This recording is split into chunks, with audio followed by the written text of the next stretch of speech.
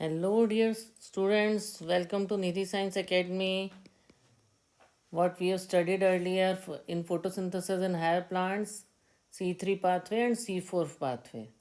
After this, today we will study photorespiration. Photorespiration.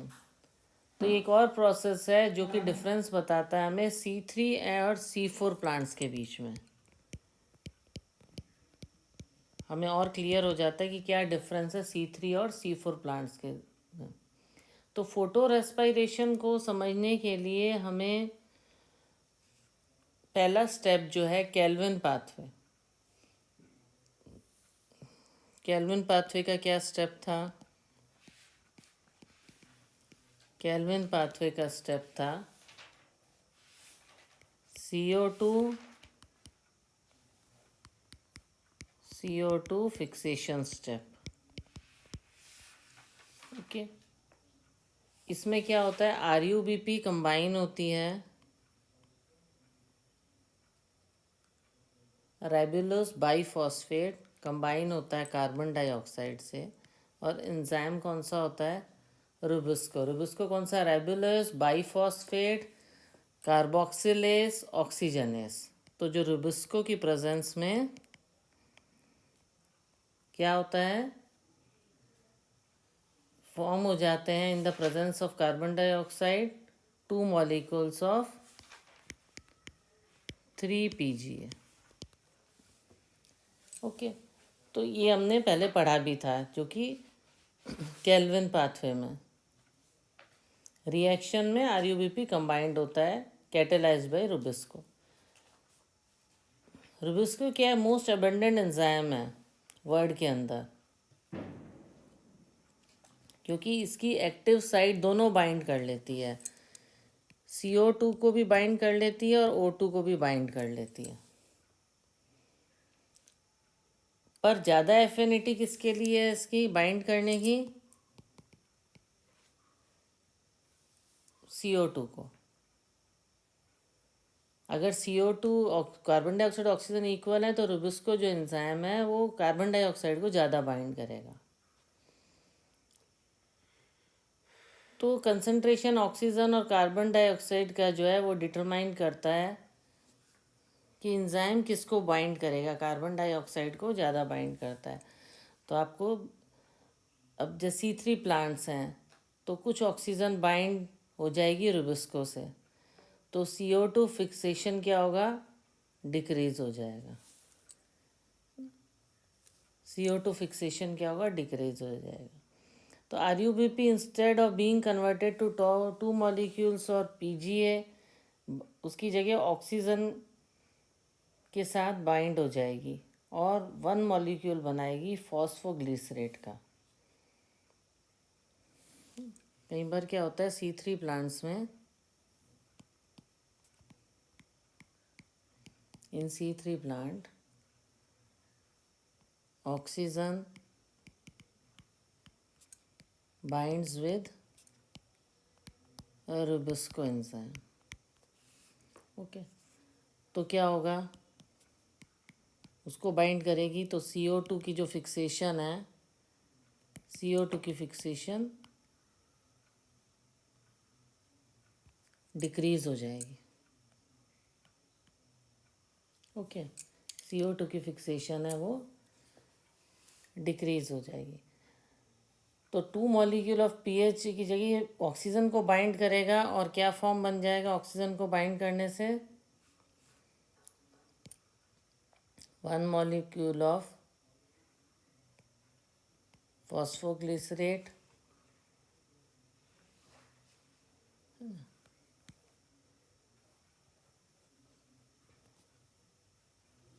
Phosphoglycerate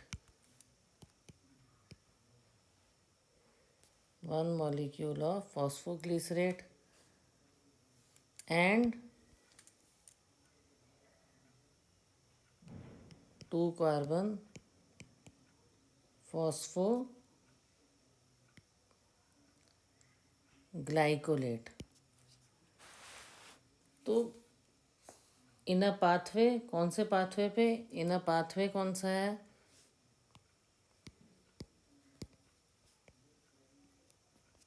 photo respiration के pathway में ये इसमें चेंज हो जाएगा, CO2 डिक्रीज हो जाएगा, O2 को ये बाइंड करेगा। तो क्या होगा, in the photo respiratory pathway neither synthesis होगा शुगर का, ना ही फोटो रेस्पिरेटरी पाथवे, ना ही सिंथेसिस होगा शुगर का, ना ही ATP बनेंगे। उसकी जगह रिलीज होगा CO2 का।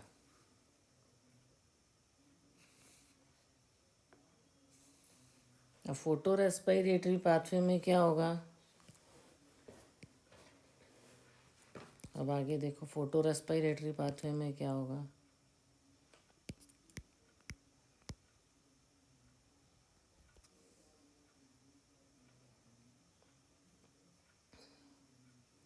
इसमें synthesis of sugar, neither synthesis of sugar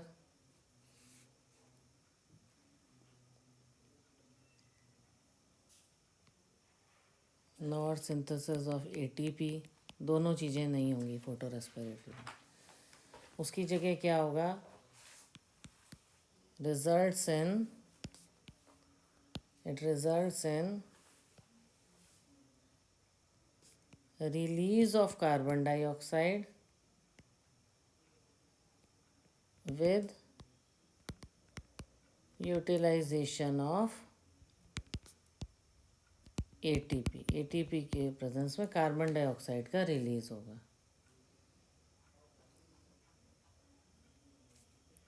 तो इसमें सिंथेसिस नहीं होगा, नो सिंथेसिस ऑफ ATP या NADPH। तो proper biological function photo respiration का अभी तक क्लियर नहीं है। और C4 plants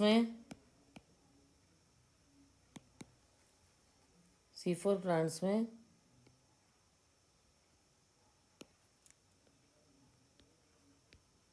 photo respiration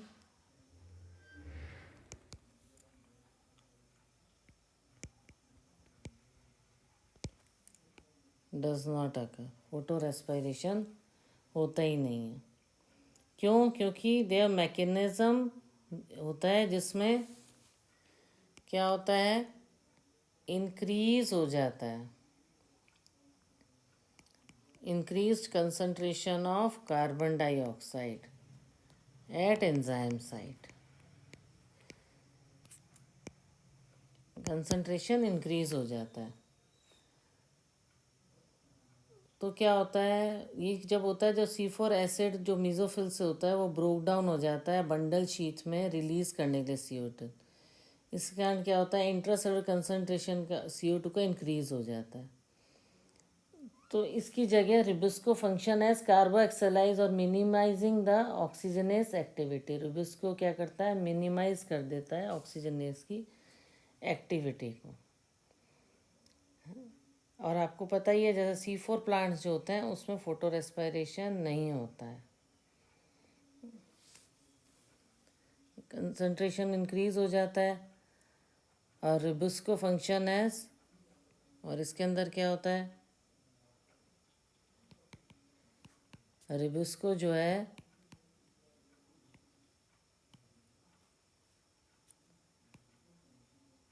functions as carboxylase amylase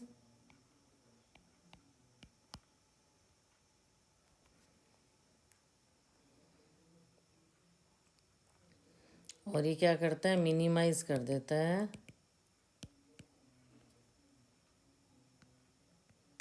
oxygenase activity को, इसीलिए उसमें ये यूज़ नहीं आता, does not occur. C4 plants में नहीं अकर होता है। तो इस तरह से होता है। C3 प्लांट में क्या होता है, कुछ ऑक्सीजन बाइंड कर लेता है रिबिस को और CO2 फिक्सेशन डिक्रीज हो जाता है। तो 2 मॉलिक्यूल ऑफ PGA क्या होता है, बाइंड हो जाते हैं ऑक्सीजन से in the form of PGA or phosphoglycolate in the pathway of photorespiration. तो फोटोरेस्पिरेशन का और ATP और NADPH को बाइंड नहीं करते, तो रिलीज़ हो जाता है कार्बन डाइऑक्साइड और यूटिलाइजेशन होता है इसमें ATP का। पर बायोलॉजिकल फंक्शन फोटोरेस्पिरेशन का अभी भी क्लियर नहीं है, फोटोरेस्पिरेशन का C3 और C4 प्लांट्स के अंदर। अब क्या है, कुछ फैक्टर्स हैं।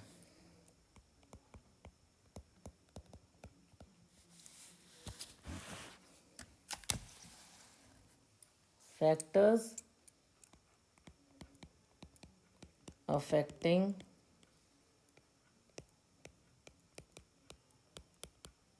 फोटोसिंथेसिस। फैक्टर्स कौन से अफेक्ट करते हैं? तो फोटोसिंथेसिस बहुत इंपॉर्टेंट है यील्ड ऑफ प्लांट के लिए, क्रॉप प्लांट्स के लिए, जैसा कि आप सबको पता है। तो इंटरनल भी हैं कुछ फैक्टर, एक्सटर्नल भी हैं, जैसे नंबर,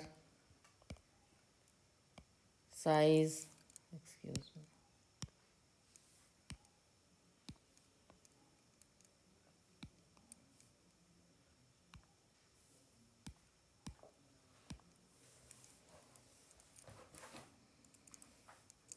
जैसे नंबर है, साइज है, एज, ओरिएंटेशन ऑफ लीव्स और मेसोफिल सेल्स, है ना, कितने हैं मेसोफिल सेल्स,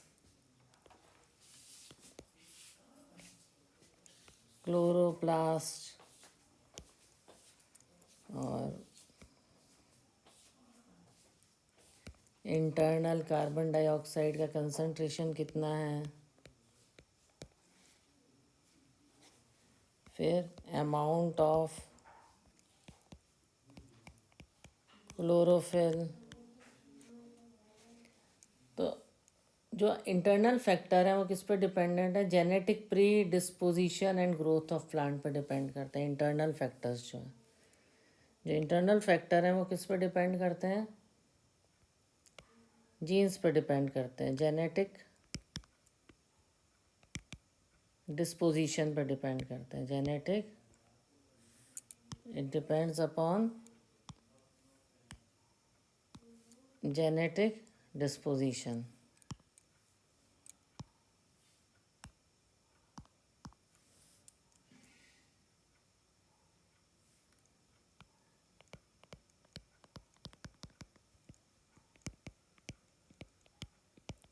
जेनेटिक डिस्पोजिशन पे डिपेंड करता है और ग्रोथ ऑफ प्लांट पे डिपेंड करता है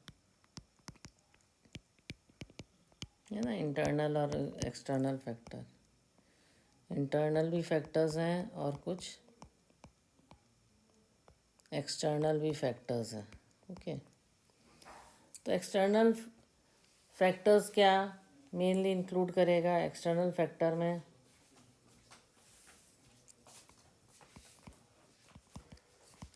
सनलाइट, CO2 concentration, वाटर, ये सब एक्सटर्नल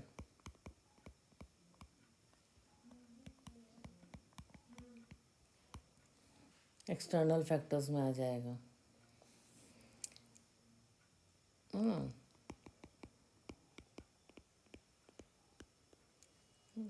अलग से एक्सटर्नल में ही आएंगे। ओके, तो क्या प्लांट फोटोसिंथेसिस और ऑल दीज फैक्टर्स ये सारे अफेक्ट करते हैं रेट पे? किस रेट पे ग्रोथ होती, ग्रोथ रेट क्या है? सेवरल फैक्टर्स इंटरेक्ट होते हैं और फोटोसिंथेसिस और कार्बन डाइऑक्साइड पे अफेक्ट करते हैं। तो कोई पॉइंट है जब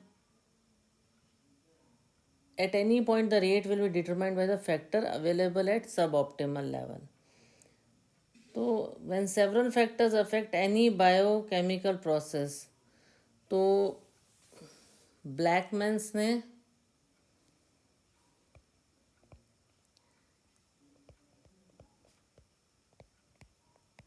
ब्लैकमैन्स ने क्या बनाया? Law of limiting factor. Law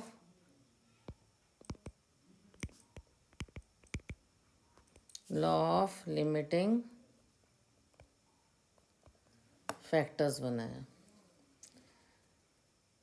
तो several factors affect any biochemical process.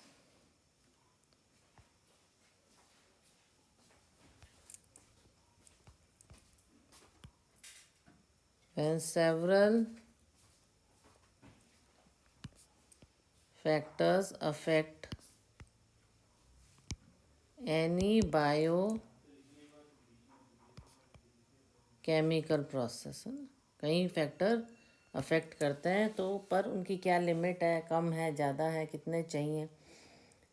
Limits the rate, एक लिमिट होती है, इतना पानी चाहिए, इतने सनलाइट चाहिए, तो कई फैक्टर्स से लॉ ऑफ लिमिटिंग फैक्टर बनाया। If a chemical process is affected bye more than one factor, तो रेट किससे डिपेंड कर पाएगी? बाय द फैक्टर, है ना। इसका क्या है, क्या स्टेट करता है लॉ? दिस स्टेट्स, ये मैं लिख देती हूँ, इसको लर्न कर लेना। This states that if a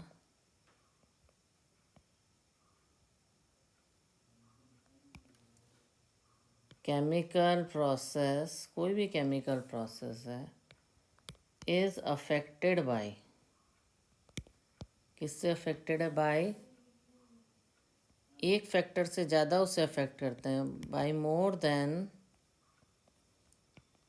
one factor, then its rate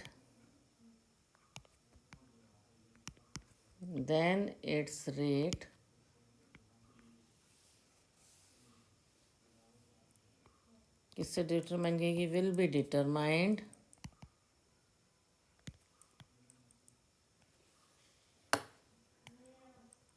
bye the factor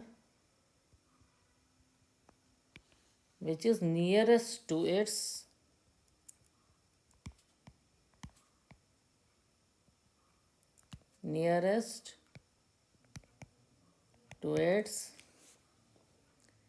minimal value.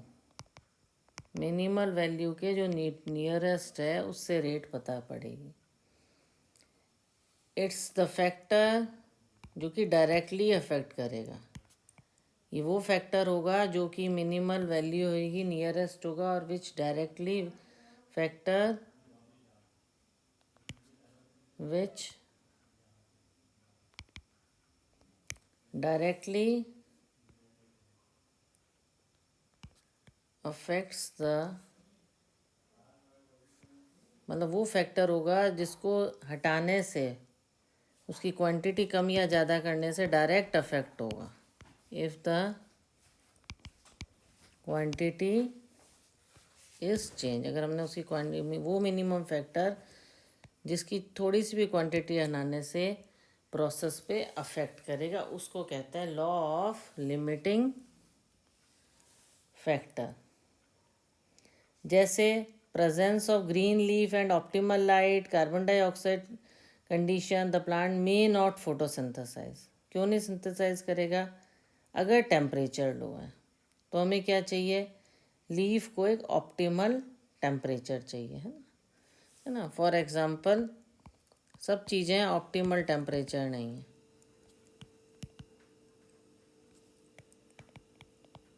Grow करने के लिए बाकी सब चीज़ें हैं आपके पास, क्या क्या ग्रो करने के लिए चाहिए?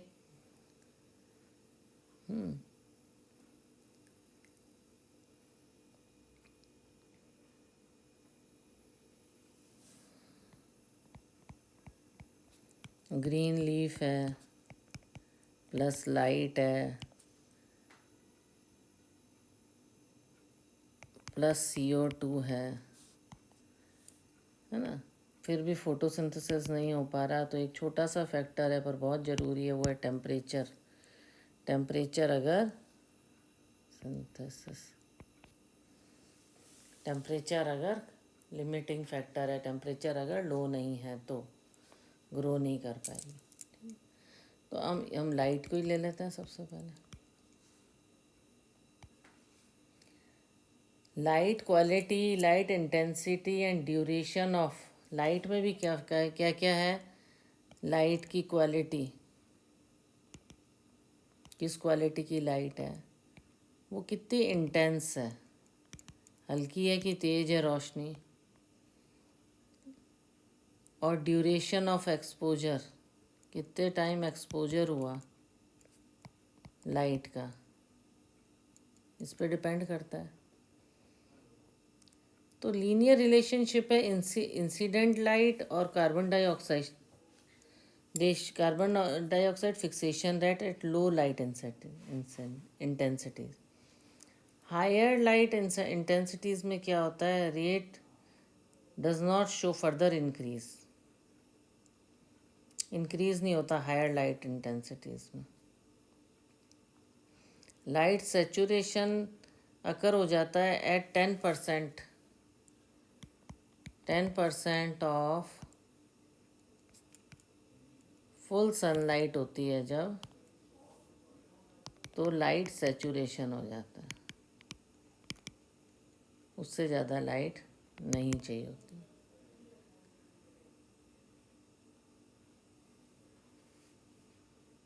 एक्सेप्शन कौन सा है? शेड और इन डेंस फॉरेस्ट में लाइट इतना लिमिटिंग फैक्टर नहीं है। Increase in incident light beyond a point, incident light एक पॉइंट से ज़्यादा हो जाती है तो ब्रेक डाउन हो जाता है क्लोरोफिल का, है ना। क्या हो जाता है? अगर इंसिडेंट लाइट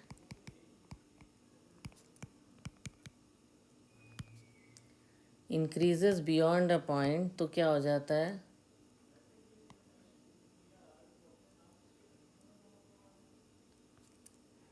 ब्रेक डाउन हो जाता है क्लोरोफिल का,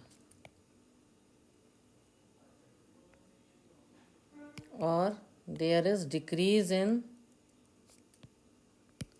फोटोसिंथेसिस, और फोटोसिंथेसिस जो है वो डिक्रीज हो जाता है।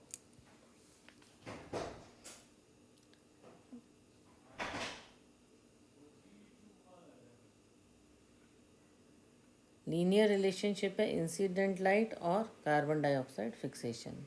इससे रिलेटेड एक डायग्राम हम बनाते हैं जिससे और क्लियर होगा हमें। ये देखिए, ये डायग्राम है। ओके, ये लाइट इंटेंसिटी है, ये रेट ऑफ फोटोसिंथेसिस है। ओके, ये देखिए,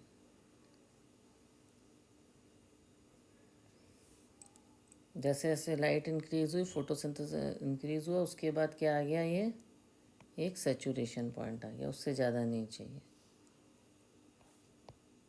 ये लाइट इंटेंसिटी हो गई।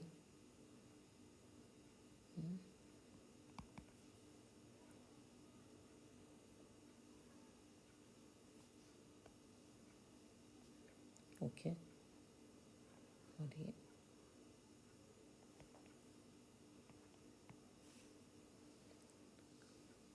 ये पॉइंट, ये सेचुरेशन आ गया 10% के बाद। तो लाइट इंटेंसिटी जैसे जैसे इंक्रीज होएगी, फोटोसिंथेसिस इंक्रीज होगा, पर बहुत ज़्यादा होने से इसके बाद एक सेचुरेशन आ जाएगा और वो ब्रेक डाउन होने लग जाएगा। किसका ब्रेक डाउन होने लग जाएगा? क्लोरोफिल का।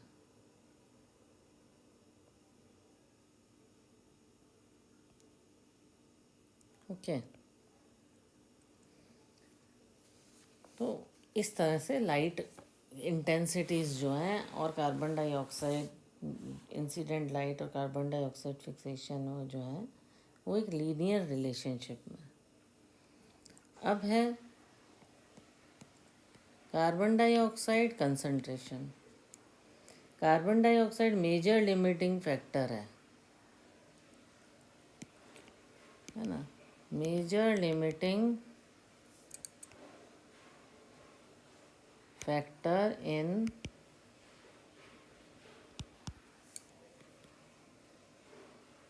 फोटोसिंथेसिस। तो कंसंट्रेशन कार्बन डाइऑक्साइड का वेरी लो होता है एटमॉस्फेयर में।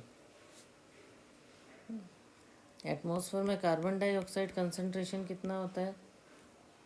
0.03 एंड 0.04% एटमॉस्फेयर में। इंक्रीज इन कंसंट्रेशन इंक्रीज हो जाता है जब 0.05% तक से क्या होता है? Increase in carbon dioxide fixation. और इससे ज़्यादा अगर इंक्रीज होगा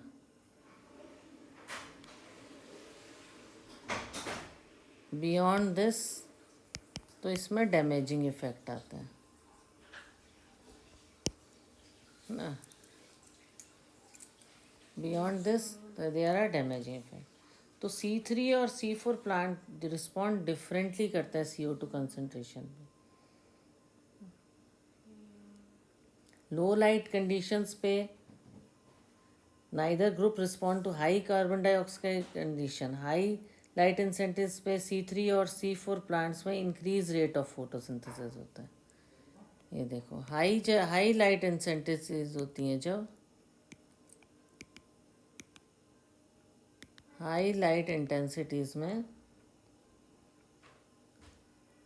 C3 और C4 प्लांट्स में क्या होता है? Increase in rate of photosynthesis high light intensities में। और लो लाइट कंडीशन में कोई भी रिस्पॉन्स नहीं करता है। लो लाइट में C3 एंड C4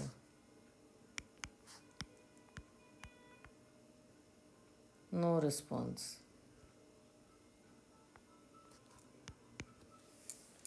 ओके, कोई रिस्पॉन्स नहीं देते। C4 प्लांट जो है उसका सैचुरेशन कब होता है?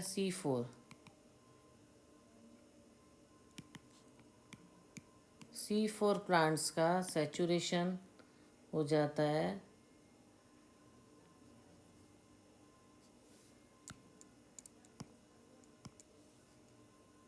360,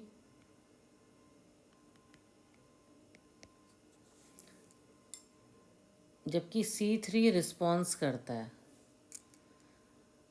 वाइल पर इतने पे ही C3 जो होता है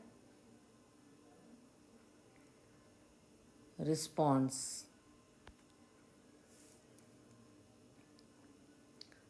और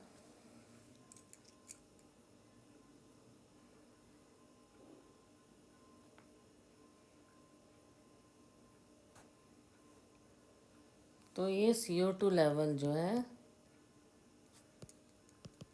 लिमिटिंग है, while C3 responds to high concentration CO2 पे रिस्पॉन्स देता है। और क्या शो करता है? Increase rate of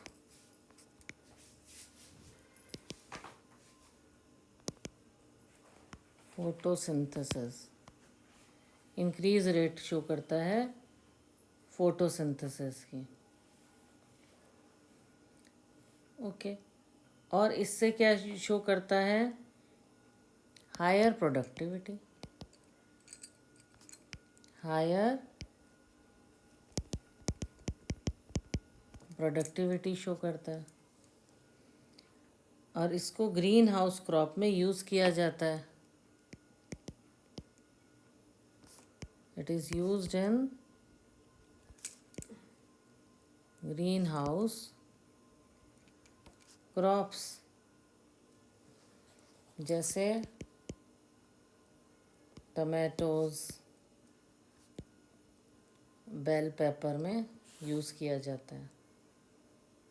they are allowed to grow in carbon dioxide enriched atmosphere और it leads to higher yield. It's led to higher yield.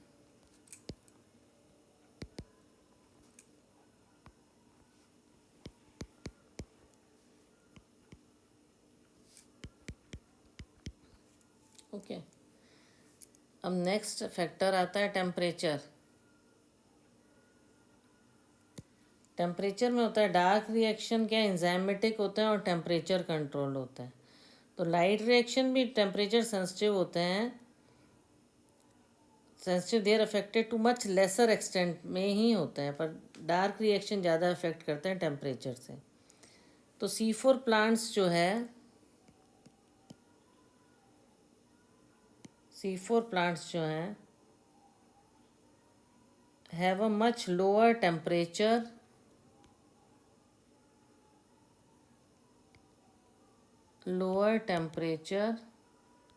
Optimum है C4 plants में. ओके.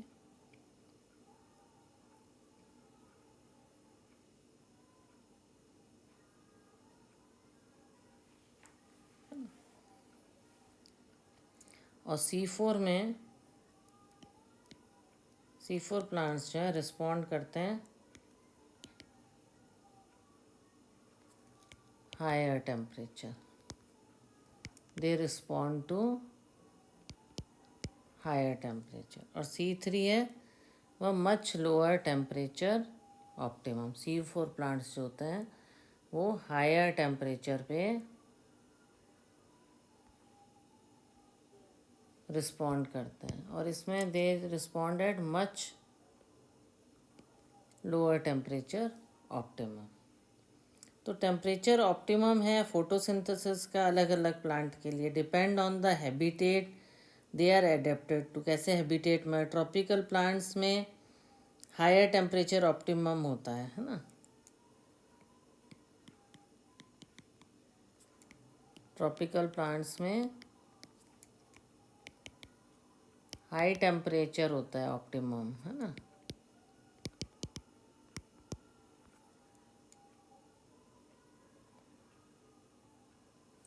देन जो कि टेम्परेट क्लाइमेट में. Okay. तो ये difference हमें C3 C4 का पता लग गया कि किस तरह से ये. इसी तरह से एक और फैक्टर है वाटर. एक और फैक्टर है वाटर.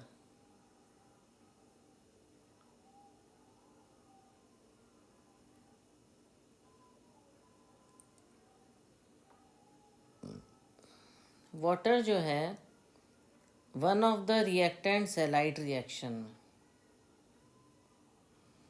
टेम्परेट क्लाइमेट एक तरह से होता है not very hot nor very cold. इस तरह का टेम्परेचर को टेम्परेट कहते हैं,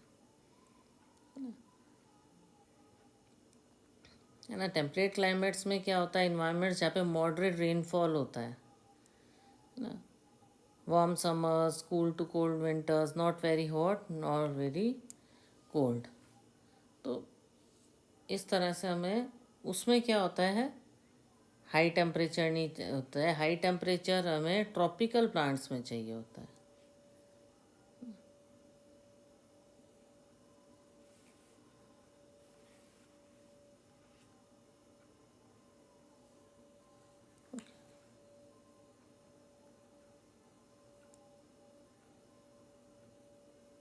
और ट्रॉपिकल जो प्लांट्स होते हैं इनमें हाई टेम्परेचर हाई होता है.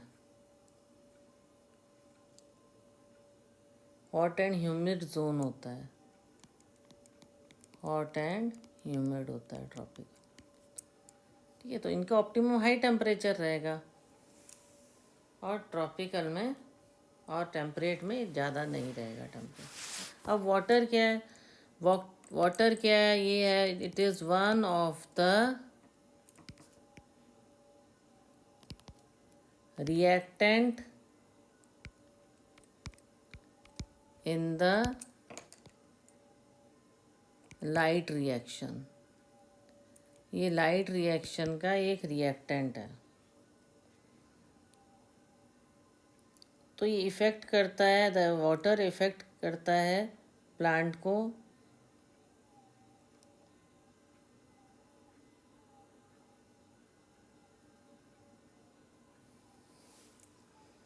सबसे, फोटोसिंथेसिस से भी ज़्यादा ये डायरेक्टली प्लांट को अफेक्ट करता है ना। तो वाटर स्ट्रेस के से क्या होता है? स्टोमेटा क्लोज हो जाता है। अगर वाटर कम है, वाटर स्ट्रेस है, नहीं अवेलेबिलिटी है, तो क्या होगा? स्टोमेटा ही क्लोज हो जाएगा। स्टोमेटा क्लोज हो जाएगा तो क्या हो जाएगा? रेड्यूस हो जाएगी carbon dioxide availability.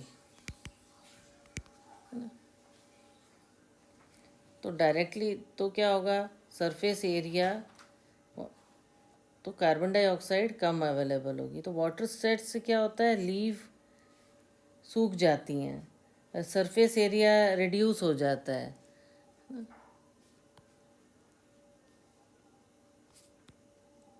Surface area of leaves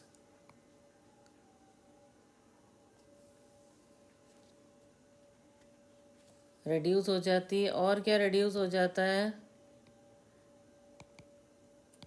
metabolic activity भी रिड्यूस हो जाती है। तो इस तरह से जो वाटर है वो एक तरह से पूरे प्लांट पे इफेक्ट कराता है।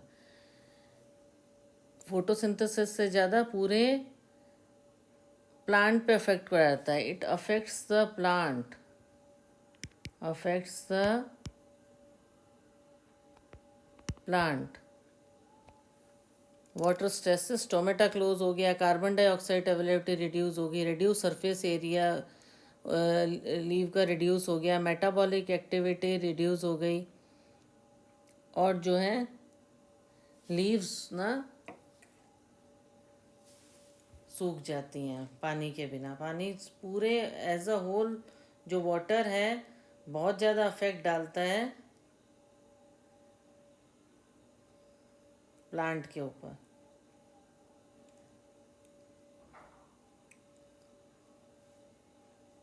तो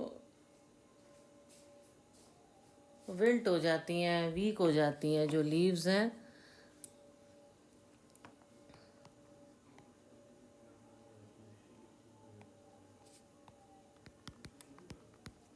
ओके, कमज़ोर होके सूख जाती हैं पानी के बिना। जैसे हम पौधे देखते हैं तो देखते हैं, पत्तियां देखते हैं सूख रहे हैं तो हम पहले ही कहते हैं अरे पानी दो, पानी की कमी से सूख गई है। तो water is so important for the plant.